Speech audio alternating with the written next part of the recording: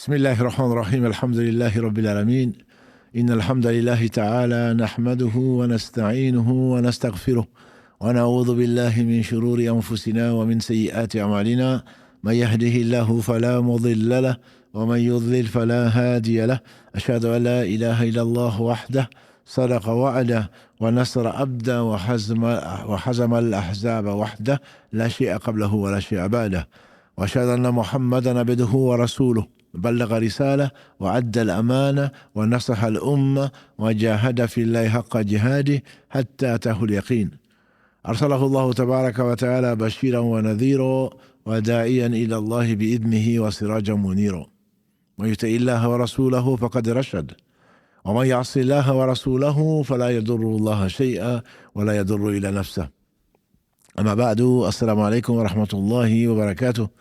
Mes frères, mes sœurs, les louanges, les remerciements, les éloges ne sirent qu'au vivant qui ne meurt pas. Je nomme Allah, le premier qui n'a pas de début, le dernier qui n'a pas de fin. L'apparent, le dominant sur toute chose, le subtil, le bien informé, le miséricordieux par essence et par excellence, l'omnipotent, l'omniscient. Tout lui revient, tout lui appartient, subhanahu wa ta'ala. Nous le louons, nous revenons vers lui repentant, nous lui demandons protection contre les conséquences de nos péchés. Et lui seul en sait les nombres. Et les tendances de l'âme, et l'âme ordonne certainement le mal, hormis celle à qui Allah fait miséricorde. Celui qui Allah guide, qui nous compte parmi ceux-là, nul ne saurait l'égarer. Celui qui est privé de sa guidée, nul ne saurait lui montrer le droit chemin. J'atteste donc qu'il est le seul digne d'adoration, j'atteste de la véracité, de l'exemplarité de la prophétie de Muhammad ibn Abdillah, qu'Allah bénisse cet homme, qu'il a préféré à tous les hommes, le sceau de la prophétie. Sa famille, ses compagnons et tous ceux qui les auront suivis dans le droit chemin nous fassent l'honneur d'en faire partie. Ensuite donc, bienvenue dans ce jardin du paradis, parmi les jardins du paradis. Anas ibn Malik, qu'Allah l'agrée, ce jeune qui a accompagné le prophète sallallahu alayhi wa sallam au travers d'une initiative de sa mère, qu'Allah bénisse nos mères, et donc qui a dit que le prophète sallallahu alayhi wa sallam a dit, quand vous passez dans les jardins du paradis, asseyez-y et profitez-en. On lui dit, mais que sont les jardins du paradis? Il dit, ce sont les jardins où on se rappelle, les endroits, les assises où on se rappelle Allah subhanahu wa ta'ala. Et qu'Allah nous compte parmi les dhakirin, Allah kathira, les gens donc, qui se rappellent souvent Allah, debout, couchés, assis, et qui se rappellent donc les bienfaits d'Allah subhanahu wa ta'ala, son omniscience, son omnipotence, sa miséricorde infinie et sa justice implacable, qui elle est basée sur son omniscience justement et sa sagesse infinie. Ensuite, donc, mes frères et sœurs, la semaine dernière, on a parlé et vous avez répondu positivement à l'appel aux besoins de certaines personnes dans le besoin, justement. Allah les a éprouvés par les situations, certains déplacés, notamment en Afrique, dans le Sahel, qui n'ont même pas de quoi manger, surtout à la veille de Ramadan. On doit penser à eux quand nous, malheureusement, nous dépensons ou nous jetons ou nous gaspillons comme des tonnes et des tonnes. Donc, de nourriture, il y en a qui n'ont même pas. Il faut voir comment les enfants courent quand il y a quelque chose qui ressemble à la nourriture. Qu'Allah les satisfasse, qu'Allah les protège et qu'Allah vienne à leur secours avant de les honorer par le paradis éternel. Je comprends mieux la parole du prophète sallallahu alayhi wa sallam qui dit « J'ai visité le paradis, la plupart des habitants sont des pauvres. » La plupart des habitants sont des pauvres. Et ils ne regretteront pas d'avoir été éprouvés par la pauvreté, dans la mesure où Allah est le seul riche, et cela leur évitera une séance qui est longue, une séance qui est dure, une séance qui est redoutable. Qu'Allah subhanahu wa ta'ala nous accorde le paradis sans nous demander des comptes. Nous avons donc parlé de l'association Afrique Charity, et donc à laquelle vous avez fait confiance, et j'ai encore des vidéos que j'ai reçues cette semaine où vous les remerciez, qu'Allah subhanahu wa ta'ala les récompense par le meilleur Abou Bakr Diko, et de même que tous ses collègues qui travaillent jour et nuit, hommes et femmes, pour venir en aide aux démunis. Et le prophète sallallahu alayhi wa sallam nous a enseigné que ceux qui sont les plus aimés d'Allah subhanahu wa ta'ala, c'est ceux qui sont au service de ses créatures, lui qui n'a besoin de rien. Aujourd'hui, avant de passer au quiz, j'aimerais vous parler d'une autre association dont j'ai rencontré la présidente la semaine dernière et je lui ai promis Elle m'a remis, elle m'a envoyé le bilan 2024. Cette association s'appelle Firdaus Charity, comme Afrique Charity. Mais si vous voulez plus d'informations, si vous voulez vous connecter sur le site, c'est afriquecharity.com. Et Firdaus Charity, c'est .org. C'est .org. C'est Firdaus, F-I-R-D-A-O-U-S. Charity, comme Afrique Charity.org. Cette association a été créée par une orpheline, Najwa, qu'Allah la récompense par le meilleur, une orpheline qui a créé une association pour s'occuper des orphelins. En 2004. En 2004, donc, il y avait 2 orphelins seulement qui étaient parrainés pour 100 euros. 2 orphelins. Et en 2025, actuellement, il y a 1500 orphelins qui sont parrainés. Vous avez compris, c'est à 50 euros le parrainage, mais vous pouvez aller sur leur site. Donc, Firdaus Charity. Et 10 000 bénéficiaires. Parce que l'association s'occupe des orphelins, pas seulement pour les nourrir. C'est que vous donnez le parrainage de 50 euros par orphelin, permet à l'orphelin, bien sûr, de manger, de boire, d'être habillé, d'avoir une éducation, je dirais, classique, mais également les parents en profitent. Donc c'est 10 000 bénéficiaires à travers le monde.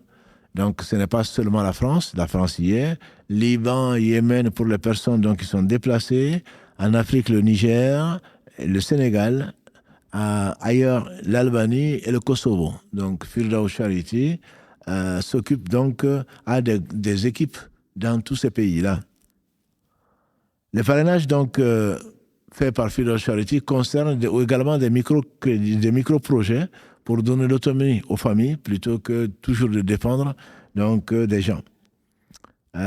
Elle s'occupe également de l'éducation, construction notamment d'écoles, et elle en a construit une pour 4000 élèves au Yémen récemment, qui vient d'ouvrir ses portes. Preuve à l'appui, réhabilitation de maisons pour ceux qui n'ont pas de toit, l'accès à l'eau potable, et effectivement, il y a eu pour l'eau potable cette année 46 000 personnes qui ont bénéficié donc de l'eau potable en Afrique et à Gaza. Et dans son bilan 2014, que je vais vous lire, ce qui a été fait à Gaza. Gaza est un peuple meurtri, comme vous le savez, que l'on aimerait même voir disparaître, d'après certains, pour en faire une côte d'Azur. Et donc, Allah en a décrété autrement. Et bien sûr, la guerre, les bombardements et le reste ont fait beaucoup de victimes innocentes et beaucoup d'orphelins. Et donc, Firdaus Charity n'est pas la seule association, bien sûr, il y a bien d'autres, qu'Allah les récompense par le meilleur, ici-bas et ou dans l'au-delà. Et donc, Firdaus Charity s'occupe donc de ces familles-là, des veuves et des orphelins. Elle n'est pas la seule. Elle ne pourra même pas, tellement l'ampleur est importante. Donc, dans leur bilan 2024, voilà ce que j'ai retenu. 626 enfants ont bénéficié d'un soutien psychosocial et éducatif. Bien entendu, quand on voit des bombes tomber sur les maisons, quand on voit les gens déchiquetés, quand on voit les gens morts sous ses pieds, quand on voit ses parents décimés, c'est sûr que surtout quand on est enfant, et à tout âge, de toute façon, je pense qu'on doit être très certainement traumatisé. Donc il y a ce besoin-là. 2975 orphelins qui ont été pris en charge, qui ont été parrainés, donc à Gaza l'année dernière. 1225 kits d'hiver, vêtements chauds, et on peut imaginer que l'hiver est vraiment rigoureux, surtout dans les demeures de fortune, des couvertures, des matelas, etc. 1000 habits offerts parce que les enfants veulent quand même fêter l'Aïd. Ils ont pu aider, faire oublier, au moins pour un jour, la guerre à 1000 enfants pendant l'Aïd. 8555 repas chauds qui ont été distribués. 5884 colis de légumes frais. 3800 colis de viande. 1918 colis alimentaires. 250 000 litres d'eau. Et 1200 ont bénéficié d'un accès à l'eau propre. 26 000 bénéficiaires, 379 000 euros qui ont été dépensés. Comme je vous ai dit, également, donc, ils ont construit une école au Yémen, et les enseignants, donc, dans la vidéo, les remerciaient. Et remerciaient surtout les bénéficiaires, vous, et les bénéficiaires, les donateurs, vous, par qui Allah subhanahu wa ta'ala a soulagé pour quelque temps, donc, ces familles-là et ces personnes-là. Donc, leur projet principal actuellement, c'est faire du waqf. C'est-à-dire, c'est construire des choses dont l'exploitation pourrait bénéficier donc aux orphelins et aux personnes démunies. Ce sont des choses qui vont leur appartenir, Inch'Allah, pour très longtemps. Waqf, donc ce sont ces choses qui sont dédiées aux musulmans, qu'on ne peut ni vendre ni céder, et donc qui leur appartiennent même après donc le décès ou la mort donc des gens qui sont à l'initiative. Et ça leur sera bien sûr compté comme une aumône durable, Sadaqa Jariya. Voilà leur grand projet. Si vous voulez y participer, vous allez donc sur Firdaus, comme je vous ai dit, Firdaus, Charity, CHARITY, comme Afrique Charity, .org. Afrique Charity, c'est .com. Donc, je ne vous invite pas à envoyer les intérêts là, puisque c'est si vous voulez faire Sadaqa Jariya. Ils ont fait des forages en Afrique, ils ont amené l'eau potable ailleurs, mais ça, c'est un investissement que vous faites comme vous l'avez fait également pour différents points, donc en Afrique, au Sahel en particulier, ceux qui n'ont pas de Coran, ceux qui n'ont pas le Coran dans les mosquées, bien sûr, pour apprendre, des arbres fruitiers que vous avez et des forages que vous avez pu financer. On ne le fait pas avec les intérêts. Les intérêts, c'est vraiment pour s'en débarrasser et pour que ça profite à des démunis. Là, vous pouvez l'envoyer à Afrique Charity, puisque les démunis, il n'y a pas d'interdit pour eux, puisqu'ils n'ont pas de quoi manger, et ceci peut effectivement leur servir. Pour eux, c'est une possibilité. Mais pour nous, si nous avons des intérêts, cela ne nous apporte absolument rien. Rien du tout. Et donc, personne n'essaie de profiter de ces intérêts pour s'enrichir, le donner ou payer ses amendes, comme j'entends parfois, ou des impôts. Non, ça ne doit pas te servir. Ça fait partie du repentir. Tu te débarrasses de ça, sans bien sûr le gaspiller, en le donnant soit à une association qui s'occupe d'orphelins ou de veuves, ou de démunis en général, soit tu le donnes à une mosquée qui peut l'utiliser que pour des choses dont les musulmans peuvent profiter, papier toilette, produits d'entretien, des salles d'eau, etc., etc. Ça ne peut servir qu'à ça, surtout pas à une construction de mosquée. Voilà, donc je voulais attirer votre attention et j'avais promis donc à Najwa de parler de cette association dont nous avons également parlé quand on était en live pendant le Covid, et vous avez participé au parrainage donc d'orphelins. Rappelons que le professeur Salam fut un orphelin, il n'a pas connu son père, et que l'orphelin est un être qui a besoin de beaucoup d'attention, beaucoup d'amour, et que le professeur sallallahu alayhi wa sallam a dit: moi et celui qui s'occupe de l'orphelin, on sera comme ça au jour du jugement dernier, ou plutôt au paradis comme ça. Il sera mon voisin, parce qu'il s'est occupé de quelqu'un qui donc a perdu son père très tôt. Et quand l'homme était un homme, quand les maris étaient des maris, ils travaillaient dur pour apporter quelque chose à leur famille dignement, quelque chose de permis, de halal. Et voilà qu'il a perdu son père. Et donc, souvent, les orphelins, les enfants, sont obligés de travailler dans des conditions que l'on ne peut pas imaginer. Même parfois exploités par des vendeurs de sommeil. Bien entendu, l'islam ne saurait tolérer cela. Mais bon, les choses sont comme elles sont. Si vous voulez soulager, si vous voulez participer plutôt à apaiser, à soulager ces cœurs, ces petits cœurs, qu'Allah subhanahu wa ta'ala vous bénisse. Et donc, vous avez le contact à Firdaus Charity, toutcollé.org. Barakallahu fikum. Ensuite, donc, on va juste faire un point sur le Sha'ban, comme la semaine dernière, avant de passer à la correction du quiz. Sha'ban, donc, on est le 11 Sha'ban. Dans notre calendrier, on est le 11 Sha'ban.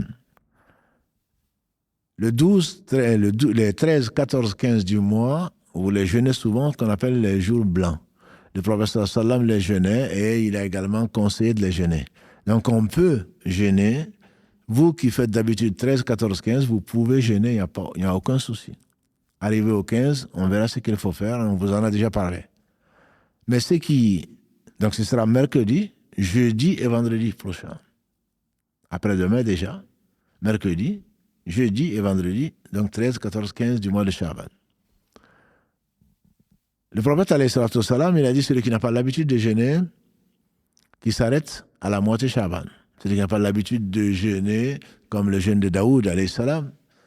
Et j'en profite pour un clin d'œil à notre nouveau frère, Daoud, avec qui j'ai eu beaucoup de plaisir a échangé aujourd'hui et qui a tenu à honorer. Donc, le serviteur d'Allah que je suis, il a tenu absolument à se convertir après une discussion. Donc, alhamdulillah, je lui passe le salam et il se reconnaîtra. Et il n'est pas le seul, il y en a d'autres qui font confiance, et y compris du Mali, qui téléphonent parce qu'ils veulent que je sois un témoin de leur rentrée dans le bonheur, on espère, Inch'Allah, éternel. Commencer par ce bas monde, je veux parler donc de passer, de reconnaître l'unicité d'Allah subhanahu wa ta'ala et la mission du prophète sallallahu alayhi wa sallam. Donc un grand merci. On remercie Allah avant toute chose et priez pour eux, priez pour nous pour que leur vie soit la meilleure possible. Et Allah donne tout à tout le monde sauf la foi. S'il a donné la foi, c'est qu'il les a aimés.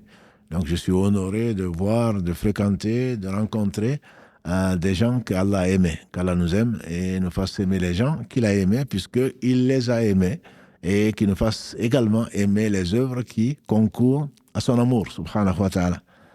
Donc je disais que le prophète sallallahu alayhi wa sallam a dit donc qu'il jeûnait le 13, 14, 15 et en même temps il a conseillé aux gens de jeûner. Donc celui qui a l'habitude de jeûner, de faire le jeûne de Daoud, donc un jour sur deux, peut continuer à jeûner jusqu'à la fin du mois de Sha'ban, même la veille du Ramadan. Par contre, celui qui ne jeûnait pas la deuxième quinzaine du mois doit s'arrêter de jeûner. Celui qui jeûnait d'habitude lundi et jeudi peut continuer à jeûner également, comme il a dit alayhi salatu wassalam, de s'arrêter, sauf celui dont le jeûne donc est habituel. La personne malade ou indisposée qui doit des jours peut également jeûner jusqu'au dernier jour, bien sûr. Le plus tôt serait le mieux, parce que, comme vous le savez, certains sont pris dans le piège de l'attente, au point que le mois de Ramadan arrive et ils n'ont pas encore payé leurs dettes. Et donc, dès qu'on peut, on doit jeûner, on doit rendre les dettes, et les dettes les plus importantes, bien entendu, sont celles d'Allah, qu'on doit à Allah subhanahu wa ta'ala, et nous sommes certainement tous endettés. Il y a des hadiths qui sont faux, qui ont été inventés, que celui qui jeûne la nuit du 15, c'est-à-dire jeudi, et celui qui prie plutôt, veille la nuit du 15, jeudi, et jeûne le 15, vendredi, et donc Allah subhanahu wa ta'ala lui pardonnerait tous ses péchés. C'est un hadith qui est inventé. Il n'est pas seulement faible, il est inventé. C'est un hadith que l'on l'a forgé. Le prophète ne l'a pas fait. Bien que le 15, on en a déjà parlé, c'est la nuit du 15, Allah subhanahu wa ta'ala observe ses créatures et il pardonne à toutes ces créatures humaines, et j'espère djinns également, sauf celui qui lui a associé quoi que ce soit qui n'est pas revenu de cela. Donc le mouchrik et ces deux personnes ou des personnes qui sont donc en dispute et qui ne se parlent pas. Donc c'est l'occasion de revenir, de demander pardon à Allah, puis de se réconcilier. Et la réconciliation est meilleure pour Allah subhanahu wa ta'ala, il le dit dans le Coran. Par conséquent, il est bon de ne pas compter parmi les gens donc, qui sont en dispute et qui ne se parlent pas. Si tu veux que tu sois pardonné au moins le 15 Sha'ban. Donc vendredi, la nuit du jeudi au vendredi. Mais il n'y a pas d'activité spéciale à faire. Il y a un hadith aussi inventé qui dit que le prophète sallallahu aurait dit: oh Ali, celui qui, la nuit du 15, c'est-à-dire jeudi, la nuit du 15, se lève pour faire la prière, fait 100 rakats. Déjà, le prophète sallallahu faisait 11 ou 13 rakats. Il ne me demandait pas combien c'était long, combien c'était beau. Mais qui ferait 100 rakats. Je me demande comment tu vas te concentrer. Et dans chaque raka, il lit 1000 fois Qul huwallahu ahad. Allahu samad, lam yalid, wa lam yulad, wa lam yakul lahu kufuwan ahad. Il ne sera certainement pas à l'enfer, même arrivé à 100. Je crains qu'il ne puisse pas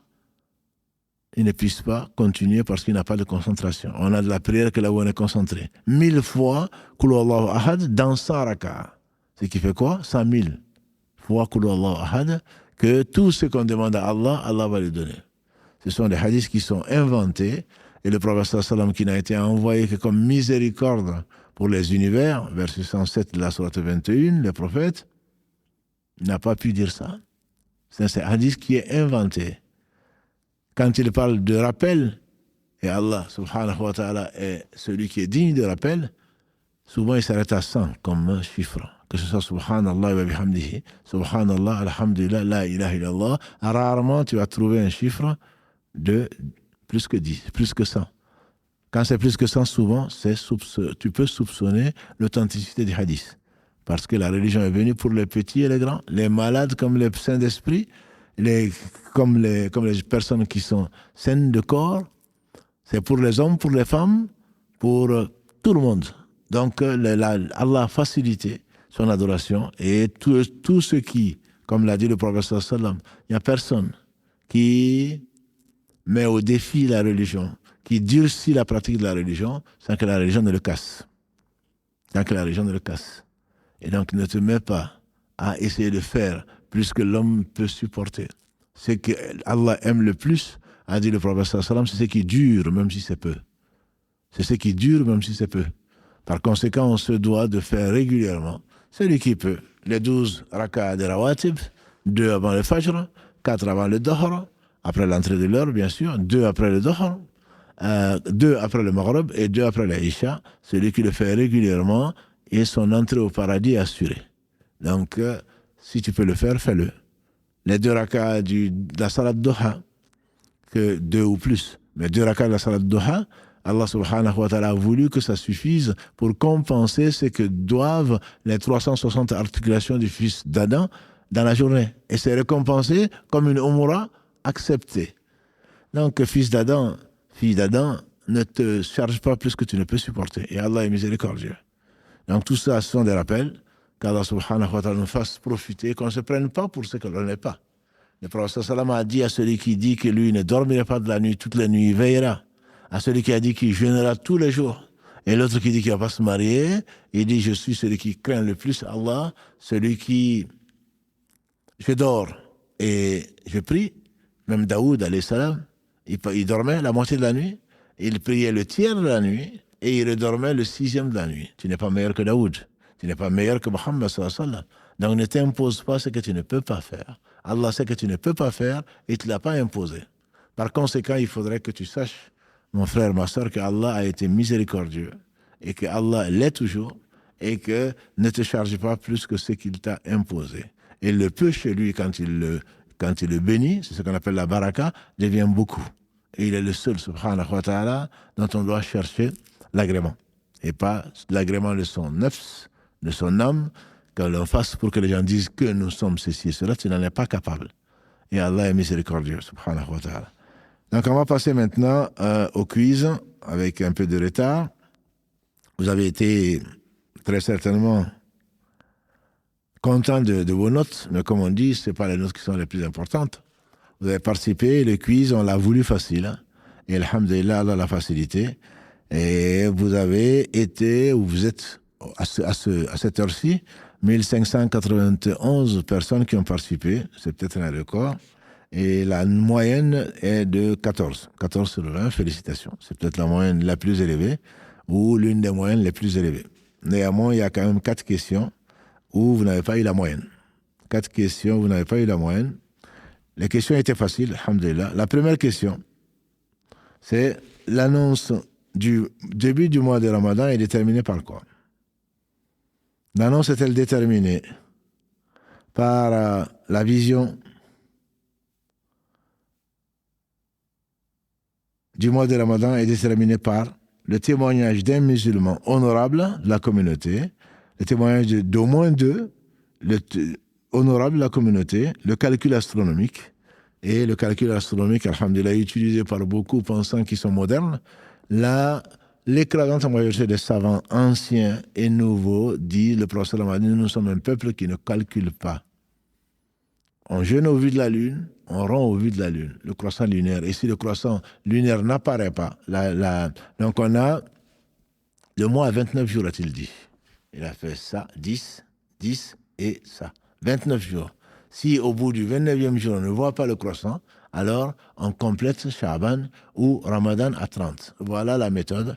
Et c'est l'avis de la quasi-totalité des savants. Maintenant que des gens se prennent pour ceux qui ne sont pas, parce qu'ils se croient modernes, Allah a voulu, alhamdulillah, que ceci reste donc chez les gens qui le craignent et qui l'adorent. Mais le témoignage d'un musulman honorable suffit pour déclarer le début du ramadan. Même si on en a plus, c'est plus. Et contrairement donc à l'annonce de la fin du ramadan, il faut au moins 2 musulmans honorables qui affirment qu'ils ont vu le croissant lunaire. D'où la deuxième question. Donc là, vous avez été plus nombreux que la première question. Troisième question, le jeûne est obligatoire pour l'enfant non pubère qui peut le supporter? Non, il n'est pas obligatoire, bien que s'il le fait, Inch'Allah, il sera récompensé. Mais ce n'est pas obligatoire. 3 personnes, donc, pour qui la plume est levée, comme vous le savez, l'enfant jusqu'à ce qu'il soit pubère, le fou, jusqu'à ce qu'il revienne à la raison, ou Allah lui redonne la raison, et également, donc celui qui dort jusqu'à ce qu'il se réveille ne sont pas responsables. Quatrième question, le jeûne est obligatoire pour la femme indisposée qui le souhaite. Vous avez été à quasi-unanimité. 98% à dire non, effectivement, c'est interdit. Non seulement c'est pas obligatoire, la femme menstruée ou indisposée qui jeûne a commis un péché et son jeûne n'est pas accepté, est invalide. Le jeûne est obligatoire pour la femme enceinte qui peut le supporter. Il n'est pas obligatoire. On peut dire qu'il est conseillé, nos mères, qu'Allah les bénisse, avaient ce courage et cette foi qui faisait d'elles des femmes qui portent la vie et en même temps qui se donnent tant de mal pour le bien de la famille et qui jeûnaient en même temps. Mais ce n'est pas une obligation. Je dis bien obligatoire, ce n'est pas une obligation. Là, c'était 49 et 48%. Le sixième question, le jeûne obligatoire pour la femme qui allaite, si elle peut le supporter. Là non plus. L'allaitement, ça épuise. Ça épuise, surtout quand c'est en été, dans l'hémisphère sud actuellement. Mais là, certaines ont beaucoup de lait, d'autres pas. Et en même temps, ce sont des conditions, tout temps, qui ont besoin de beaucoup d'eau, d'hydratation et parfois de la nourriture. Donc Allah, dans sa miséricorde, a dit Anas, c'est pas le même Anas, Allah, dans sa miséricorde, a réduit le nombre de raka'as du voyageur et il a également dispensé la femme qui est enceinte ou celle qui allait. Donc ça, c'est une faveur d'Allah et toute faveur vient de lui, subhanahu wa ta'ala. Septième question, le voyageur en bonne santé est obligé de jeûner? Non, il n'est pas obligé de jeûner. Là, vous avez été 85% à le dire, il n'est pas obligé. S'il veut, il jeûne. S'il veut, il ne jeûne pas. Et le prophète sallallahu alayhi wa sallam a dit, quand ils se sont regroupés autour d'une personne qui en voyage et qu'on l'a mis sous l'ombre, il a dit qu'est-ce qu'il a? On dit c'était un voyageur, mais il jeûnait. Il a dit ce n'est pas signe de piété que de jeûner en voyageant. Donc ce n'est pas parce que le voyage, alhamdoulilah, comme vous le verrez, on a déjà traité, le voyage est défini par les savants, et que ce soit en avion, que ce soit à pied ou à dos d'âne, il reste un voyage s'il dépasse les 4 bouroudes, qui sont 4 barides, et donc qui correspondent à peu près à 80 km dans les 4 écoles. Ce n'est pas une obligation. Si tu le fais, tu le fais. Si tu ne le fais pas, tu te dois de rendre le jeûne de ce jour qui t'y a manqué. Le malade a besoin de certificat médical pour ne pas jeûner. Alhamdoulilah, vous avez été très nombreux à dire que ce n'est pas le cas. On peut être malade sans être alité. On peut être malade et se sentir mal sans que ça se voit. Et donc, c'est entre Allah et toi, mon frère. C'est entre Allah et toi, ma soeur. Allah, c'est tout. Et le malade imaginaire ne marche pas. Même si tu arrives à tromper le médecin pour ne pas jeûner, pour ne pas aller même travailler, de faux certificats qu'on donne parfois, bien sûr, Allah sait que ce n'est pas le cas et tu prends des péchés de surcroît. 9e question, passé 65 ans, on a dispensé des jeûnes. Là aussi, vous avez été excellent. Donc, ce n'est pas du tout le cas. Vous avez plus de 90% à dire que c'est faux. Il n'y a pas de l'âge de la retraite. Un homme de 65 ans, ou une femme de 65 ans, de 70 ans, de 80 même. Donc, parfois, ils arrivent à jeûner, alhamdoulilah, et parce qu'ils en ont la capacité de le faire. Mais quand on est moins âgé, ou quand on est dominé par l'âge va souvent avec des problèmes de santé. Donc, si la maladie t'empêche, pour une raison ou pour une autre, surtout n'insiste pas. Ce serait proche du suicide que de jeûner avec contre-indication de jeûne quand tu es malade, ma soeur. Et mon frère, c'est pareil. Non, je suis tellement habitué à jeûner, ça fait 50 ans que je jeûne, je n'ai jamais arrêté. Oui, Allah sait qu'il t'a permis de jeûner quand tu es en bonne santé. Maintenant que tu ne l'es pas, Allah te permet. Pourquoi tu ne profites pas de ça? Allah te permet de nourrir un pauvre par jour manqué. Allah n'a pas besoin de ton jeûne comme il a besoin de rien, subhanahu wa ta'ala. 10e et dernière question. Celui qui retarde sans excuse un jour de jeûne ou plus jusqu'au Ramadan prochain ne peut plus rendre ou doit le rendre plus tard et il lui est recommandé de nourrir un pauvre. Et effectivement, il est recommandé de nourrir un pauvre. Il peut le rendre, il doit le rendre, c'est une dette. C'est une dette. Il doit le rendre et il doit la rendre. Et donc, quel que soit le moment, le plus tôt serait le mieux. Bien sûr, s'il meurt, il mourra avec une dette. Et donc, s'il le rend, on espère qu'Allah va lui pardonner. Mais il lui est conseillé, ne serait-ce que pour revenir, compléter son repentir, de faire le bien, c'est-à-dire nourrir un pauvre par jour de jeûne manqué avec la contrition du cœur, de regret sincère, en disant que je n'aurais pas dû. Allah m'a donné 11 mois pour rendre le jeûne, je ne l'ai pas fait. Et donc, Allah, pardonne-moi. Et tu as été miséricordieux avec moi. Si tu m'avais repris la vie, je serais endetté. Tu m'as permis de m'acquitter de ta dette. Je te demande, oh Allah, je te supplie de me pardonner. Et il se peut qu'Allah te pardonne, ma sœur, mon frère. Et voilà donc pour le quiz. Inch'Allah, on va passer maintenant à la deuxième partie, avec un peu de retard. La deuxième partie donc de ce live qui vous intéresse tant, l'islam au quotidien, avec vos questions et les réponses que Allah subhanahu wa ta'ala a facilité aux savants sur les questions que vous allez poser, Inch'Allah.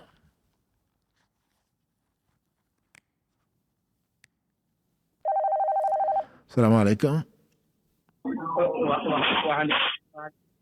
Salam alaikum. Je ne sais pas si vous m'entendez. On vous entend mal, oui, mais là mieux, oui. Beaucoup mieux maintenant. Excusez-moi, attendez, je vais mettre ici. Excusez-moi. Ça va quoi, je ne sais pas si vous m'entendez mieux. On vous entend mieux, oui. Bah super, voilà, Kalafik. Allah yafik. Ça va quoi, du coup, j'écoute vos vidéos, je suis content là de pouvoir passer à l'appel. Donc pas encore fait une vidéo, j'ai regardé pour parler de maintenant. Non, là je ne comprends pas. Je suis désolé. Il faudrait mieux articuler. Là, on entend moins bien. Si vous pouvez bien essayer. Je ne sais pas si là vous m'entendez mieux. Je vous entends mieux, mais faites des efforts, s'il vous plaît. On vous écoute. Ça marche. D'accord, fait. Donc voilà, moi j'ai une question. J'ai eu un conflit donc avec ma petite sœur. Oui. Donc voilà, alors récemment en fait elle manque souvent de respect à ma mère. Ma mère elle s'en rend pas compte, mais moi je me rends compte qu'elle est très grossière et du coup je la réprimande, je lui dis ouais ça se fait pas comment tu parles, etc. Oui. C'est vrai que c'est un petit peu violent, c'est-à-dire que bon je la touche pas, c'est juste que je viens vers elle et puis je lui dis tu vois comment t'es violente avec ta bouche, imagine ça sera la même chose avec les mains, ou moi-même en tant qu'adulte je suis violent avec ma bouche, comment tu fais. Oui.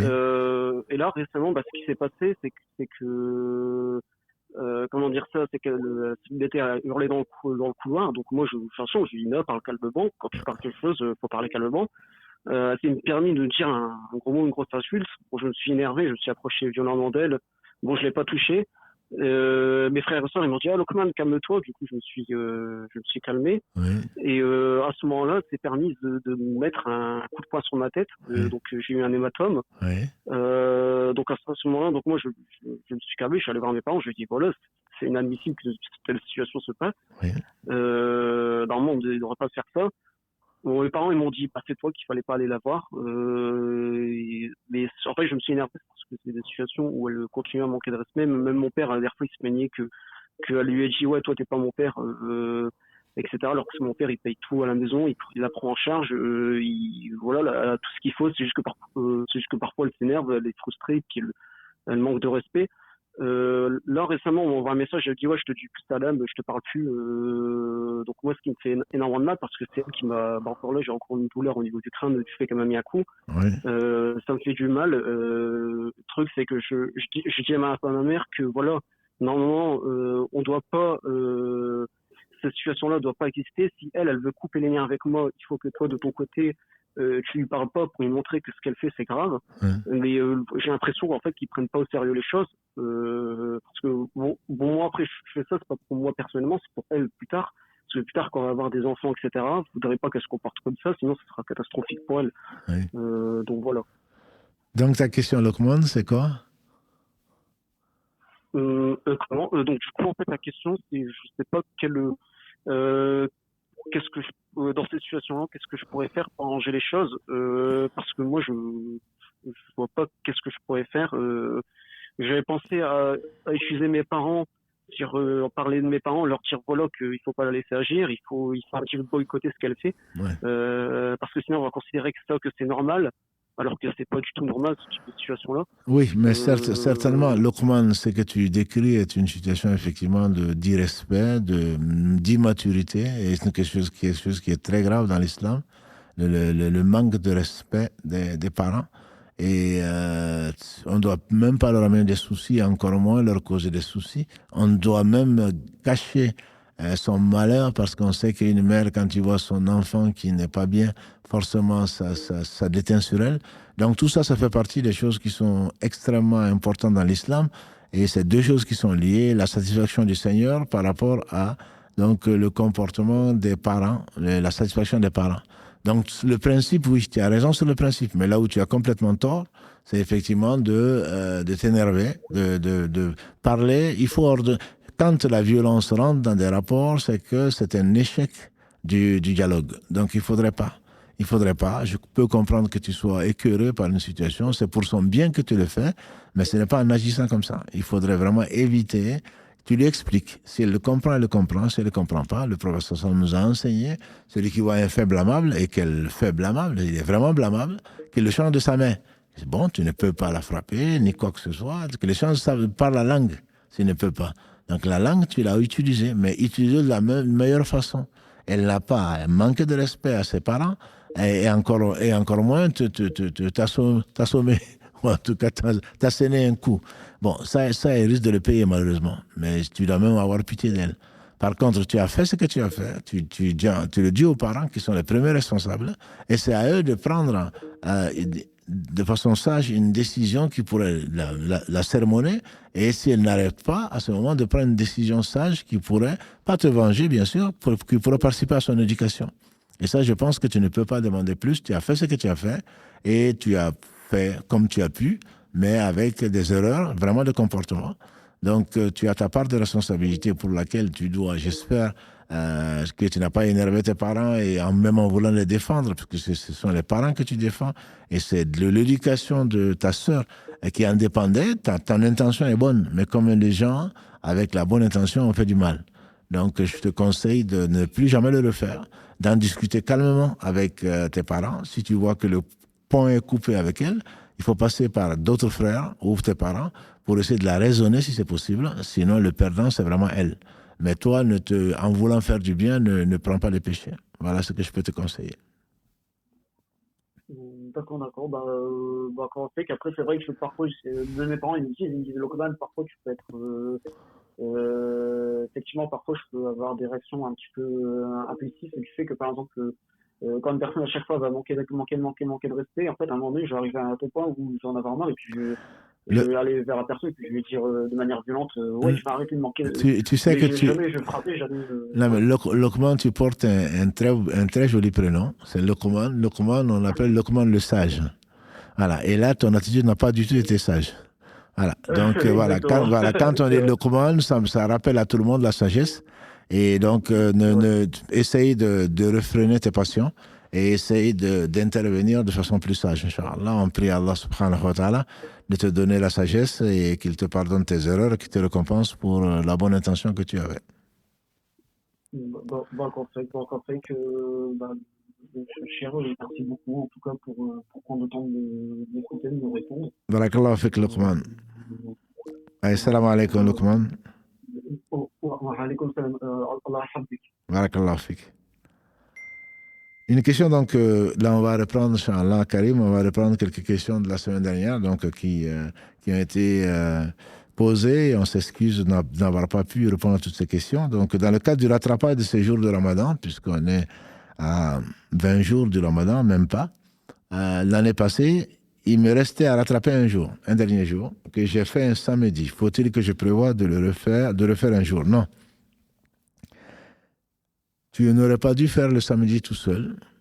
si tu avais le choix. Si tu n'as pas le choix et que le premier ramadan cette année il risque d'être samedi et que tu dois jeûner vendredi, tu jeûnes vendredi. Mais le mieux, c'est que ce n'est pas le jeûne est valable. Simplement, c'est dans un des hadiths qui est discuté entre savants, le professeur m'a dit qu'il ne faut pas jeûner samedi seul. Si tu dois rattraper un jour que tu as jeûné samedi, Inch'Allah, c'est valable. En tout cas, pour l'avis majoritaire des savants, ton jeûne est valable. Simplement, ne refais pas en jeûnant que samedi. L'avis majoritaire, c'est de jeûner samedi et dimanche, ou vendredi et samedi, si possible, lundi, mardi, mercredi ou jeudi, où il n'y a pas de discussion dessus. Voilà, plutôt que de choisir samedi, même si c'est un jour qui correspond à un jour férié où tu ne travailles pas, ça paraît plus simple, mais néanmoins, ne le fais pas. Parce qu'au moins, il y a une divergence sur l'aspect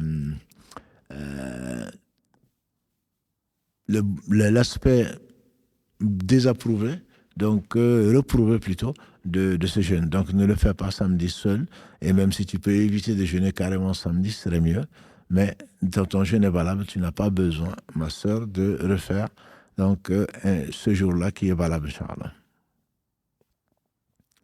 Salam alaikum wa rahmatullah. Peut-on avancer l'heure de Isha, l'heure de la salat plutôt, pour une personne qui doit subir une intervention chirurgicale, ou peut-elle la faire après l'intervention? On ne peut pas avancer l'heure de la prière. La prière n'est pas valable quand l'heure n'est pas rentrée. Ça, c'est un principe. Inna salata kanat al-mu'minina kitaban mawquta. Allah, dans la sourate 4, verset 103, dit la prière est une prescription aux croyants à des moments bien déterminés. Avant l'heure, ce n'est pas l'heure. Voilà. Par contre, si tu dois faire une intervention et que tu peux avancer la prière avec le dohr, si c'est l'asr, tu peux regrouper dohr et asr ou le maghrib et l'isha. Généralement, les interventions sont dans la nuit, donc c'est généralement dans le jour. Si c'est pendant le jour et que c'est après le dohr, tu sais que tu vas être anesthésié, Dieu seul sait si tu vas te réveiller ou pas, tu peux faire le dohr, salam alaikum, 4 raka, le asr, 4 raka. Ça, tu peux avancer le asr à l'heure du dohr, mais jamais avant le dohr, tu prier à midi, par exemple, alors que le dohr rentre à 13h, parce que ton intervention est à 13h. Non, là, tu ne peux pas. Et là, tu n'es pas responsable non plus, même si tu ne te réveillais pas. Alhamdulillah, tu n'es pas empêché parce que l'heure n'est pas rentrée. L'heure n'étant pas rentrée, tu n'es pas empêché. Et ce que je peux te dire également, c'est que si tu te réveilles que le soir, l'anesthésie, tu es réveillé de l'anesthésie le soir. Donc ce dohr et l'asr, tu n'es pas obligé de le prier. Si tu veux, tu le rattrapes, mais tu n'es pas obligé de le prier dans la mesure où tu n'étais pas conscient. Cette heure-là, c'est comme si tu étais mort. Et donc, si tu n'es pas jugé sur un moment où tu n'es pas en train de vivre, donc tu n'as pas laissé passer ce temps-là, tu ne l'as pas vécu en réalité, sauf en virtuel, où Dieu seul sait où tu étais du moment de l'anesthésie. Mais il est conseillé quand même que après ton réveil, Inch'Allah, de prier le dohr al-asr, et tu n'es pas en faute, bien sûr, puisque tu n'étais pas conscient donc pendant l'intervention. S'il vous plaît, une question de société. Comment les femmes qui n'ont pas eu d'enfants, infertilité, est considérée en islam? En Afrique, on est stigmatisé. On entend des commentaires du genre « ton mari est juste ton ami », etc. Ce sont des gens qui se mêlent de ce qui ne les regarde pas. Et ce n'est pas du tout bon signe pour eux de ne pas tenir la langue, qu'ils pensent ce qu'ils pensent. La femme, Allah dit, subhanahu wa ta'ala, qu'il donne les filles à qui il veut, des garçons à qui il veut, le garçon et filles à qui il veut, il rend stérile qui il veut. Ce n'est pas de ta faute, ma soeur. Et ce n'est pas la faute des femmes stériles. Et toi qui es fertile, et tu verras bien que ça veut dire, c'est une épreuve. Ne pas être marié, c'est une épreuve. Être marié, c'en est une. Avoir des enfants, c'est une épreuve. Être infertile, c'est une épreuve. Mais ça ne veut absolument pas dire que Allah ne t'aime pas ou que quelqu'un qui a des enfants est meilleur que toi. D'ailleurs, al-mal ou al-banoun, Dieu dit souvent, les enfants et les biens matériels sont une fitna, sont des épreuves. Donc ne sois pas, je sais que la pression est terrible, que les gens se mêlent de ce qui ne les regarde pas, notamment quand il y a un mariage, juste après quelques mois, et alors, qu'est-ce que tu attends et qu'est-ce que vous attendez? Comme si c'est comme on va au supermarché pour acheter, on est avare. Non, les premiers heureux, je pense, surtout les jeunes couples, c'est d'avoir des enfants. Donc, déjà, ils ont ce problème. Au lieu de prier pour eux, on vient les charger et on vient les mettre dans une situation non seulement délicate, mais dans une situation, je dirais, même de honte. On n'a pas à le faire. C'est vraiment pas signe du tout. surtout venant de belles-sœurs, c'est souvent le cas, ou de belles-mères, malgré leur âge, se permettre de dire des choses comme ça, c'est très grave. L'islam ne te rend pas du tout, ma sœur, responsable de ce qui arrive ou ce qui n'arrive pas, puisque c'est pas toi qui décides. Que tu fasses des analyses au cas où, pour essayer de voir si tu peux. Alhamdulillah, il n'y a pas de maladie sans médicament, qu'on le connaisse ou qu'on ne le connaisse pas, comme l'a dit le prophète sallallahu alayhi wa sallam. Donc, que tu vois si c'est toi qui es stérile ou si c'est ton mari qui est stérile et sous quelle forme de stérilité, comme on a déjà traité dans l'islam, dans le fiqh contemporain, que tu vous fassiez des fécondations in vitro ou d'autres choses, ça c'est possible, c'est permis. Mais bon, donc vous devez le faire si vous tenez à ça, ou alors vous priez Allah subhanahu wa ta'ala et vous acceptez votre sort. Et tous les deux sont permis, mais les gens n'ont pas à se mêler de votre vie et ce n'est pas du tout bon signe pour eux. Alors oui, salam alaikum. Salam alaikum, Cheikh. Alaykoum salam, ça va. Je vous remercie énormément pour ce que vous faites, pour vous et l'équipe d'ailleurs. Barakallah fik. Et j'appelle pour une amie qui n'ose pas trop appeler. En fait, je vous explique. Il y a quelqu'un qui est venu la demander en mariage auprès de ses parents. Ses parents ont accepté. L'imam était un ami à lui, pardon. Oui. Il a fait le halal, sauf qu'il est parti du jour au lendemain. Donc, il n'y a pas eu de mariage civil. La date était programmée. Ils n'ont pas vécu ensemble. Le problème, c'est qu'il est parti du jour au lendemain sans lui donner de nouvelles. La première question, je vais généraliser. Est-ce qu'elle est réellement mariée ou alors est-ce qu'elle est réellement divorcée, sachant qu'il ne lui donne plus du tout de nouvelles? Elle ne sait pas si elle est divorcée à ce jour ou non. Voilà une des raisons, si raison il y avait, voilà une des raisons pour lesquelles une sagesse avec les hommes d'aujourd'hui de faire un mariage civil. Donc souvent on se dit non, moi ce qui m'intéresse c'est le religieux, certes, le religieux avec des hommes, mais pas de religieux avec des gens, des goûteurs, je ne sais quoi d'autre, des irresponsables, quoi. Comment la situation que vous décrivez est tout simplement inimaginable. Le minimum quand on se quitte, au moins qu'on se quitte en bons termes et puis qu'on dise que ça ne va pas et puis c'est tout, salam alaikum. Donc, il n'a pas fait, il n'y a pas eu de mariage religieux, l'imam, il n'y a pas eu de mariage plutôt civil. En théorie, elle a été mariée. Si les conditions du mariage dont on a parlé, que vous connaissez certainement, sont remplies. La présence du tuteur, la demande devant au moins 2 témoins musulmans de bonne, disons, honorables, de bonne moralité, le mariage est mariage. Voilà. Après, maintenant, si il est parti sans rien dire, dans le fiqh, avant, les savants disaient qu'il fallait attendre, on ne sait pas s'il est mort ou pas, jusqu'au moment où on peut imaginer que la personne ne peut pas rester sans donner de nouvelles. Pour moi, j'imagine qu'on connaît ses parents. Au moins, des personnes qui sont en contact avec la personne, il faut absolument les contacter pour savoir s'il est vivant. Et s'il est vivant, au moins qu'ils disent quel est son statut. S'il dit qu'il n'est plus marié, ce qui est très probable, elle n'est plus mariée. Voilà. Mais je pense qu'il faut s'adresser directement à ses proches. Donc ça peut être, j'imagine, qu'il n'a pas fait le mariage sans avoir de proches, ou que quand le fait d'accorder la main donc de votre copine à un homme, au moins qu'on connaisse des gens qui le connaissent. Je l'espère au moins. Et c'est réparti par la mairie, il suffit d'aller dénoncer et d'aller demander le divorce, et elle aurait eu, et le divorce est valable. Voilà. Mais si c'est pas le cas, ce que je vous conseille, à votre amie, à votre copine, qu'elle lui vienne en aide, c'est de s'adresser à ses parents. Elle a essayé, ses parents aussi ont essayé d'appeler ses parents à lui, mais personne ne donne de nouvelles. Et elle n'a aucun lien avec eux, à part donc le téléphone. Bon, elle sait où ils habitent, et ils ont déjà essayé d'y aller, mais aucune nouvelle, rien du tout. Plus du tout de nouvelles. Si elle n'a plus du tout de nouvelles, moi je pense qu'il faut que se déplace pour y aller, et il sera bien obligé de la recevoir. Et au moins de lui donner, elle ne demande pas la lune, elle ne demande pas autre chose que soit il lui donne le contact de cet homme, soit il le contacte directement. Ils ne peuvent pas accepter que ceci leur arrive, ou arrive à leur fille, ou arrive à quelqu'un de leur famille. Donc c'est pas normal, c'est pas possible, quoi. Ça, c'est pas une situation qui est vivable. Et donc je pense qu'il doit tout faire pour contacter les parents, et que les parents contactent leur enfant pour dire de lui rendre la liberté. Visiblement, elle est divorcée. Et si elle n'arrive vraiment à rien du tout, à ce moment, elle se considère comme divorcée. Elle n'a pas le choix. Mais en attendant, avant d'arriver à cette conclusion-là, au moins elle fait ce qu'elle peut. D'accord. Barakallahu fik. Merci beaucoup. En tout cas, je vous remercie encore. Bonne soirée à vous. Barakallahu fik vous aussi. Salam alaikum. Alaikum salam. Une épouse, non. Est-ce que c'est autorisé de télécharger des livres islamiques du genre La Voix du musulman, etc., en PDF via Internet et de les lire, sachant qu'on ne les a pas achetés? Ben, mon frère ou ma soeur, il y a un droit d'auteur, il y a une protection donc des œuvres littéraires, etc. Souvent, et de plus en plus d'ailleurs, les traducteurs spécifient, ou ceux qui ont le droit d'auteur spécifient que ces livres ne sont pas en téléchargement libre. Et donc, si c'est le cas, c'est du vol. C'est du vol et on ne peut pas passer par la fenêtre dans l'islam pour passer par la porte. Il faut demander la permission et si c'est libre, alhamdoulilah, tu peux le télécharger. Il y a des milliers de livres qui sont libres donc de téléchargement libre.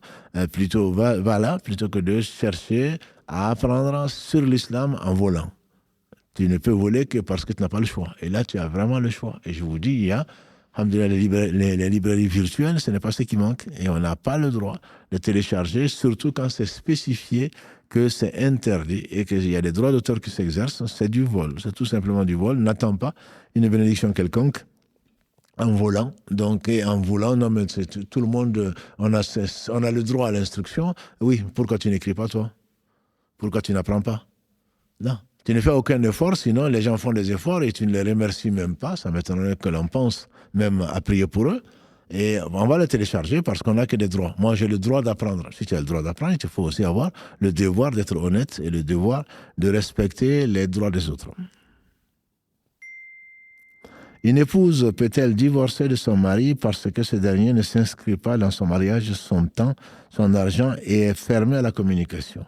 Le mariage est un contrat. Je sais que ça ne plaît pas beaucoup à beaucoup de sœurs. C'est un contrat. Ce n'est pas plus qu'un contrat. Et donc, il faudrait en discuter. C'est que si on a fait un mauvais casting et qu'on est tombé sur quelqu'un qui n'a pas la même vision de mariage que nous, il faut s'asseoir, il faut communiquer. S'il ne veut pas communiquer, on est en devoir de le faire communiquer, de passer par la porte, de passer par son tuteur qui discute avec lui. Voilà, ta femme, ton épouse se plaint de ceci, cela, d'essayer de concilier que la personne, peut-être qu'elle ne s'en rendait pas compte, peut-être qu'elle est tellement occupée, peut-être qu'elle voulait faire tellement bien les choses qu'elle ne se rend pas compte qu'elle est en train de violer les droits de son épouse, etc. Si malgré cela, ça ne va pas, ben on rend le contrat, tout simplement. Mais ne commençons pas par divorcer. Le divorce n'est que l'aboutissement d'un processus, ma soeur.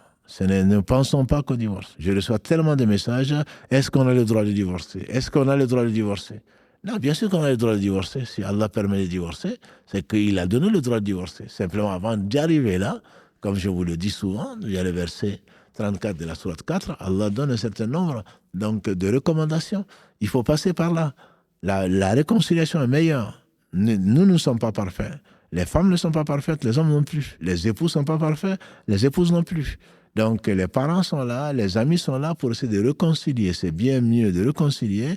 Combien de fois, pas plus tard qu'aujourd'hui, on demande le divorce. Et ensuite, on m'écrit, mon mari m'a accordé le divorce que je lui ai demandé, est-ce qu'on peut se remarier?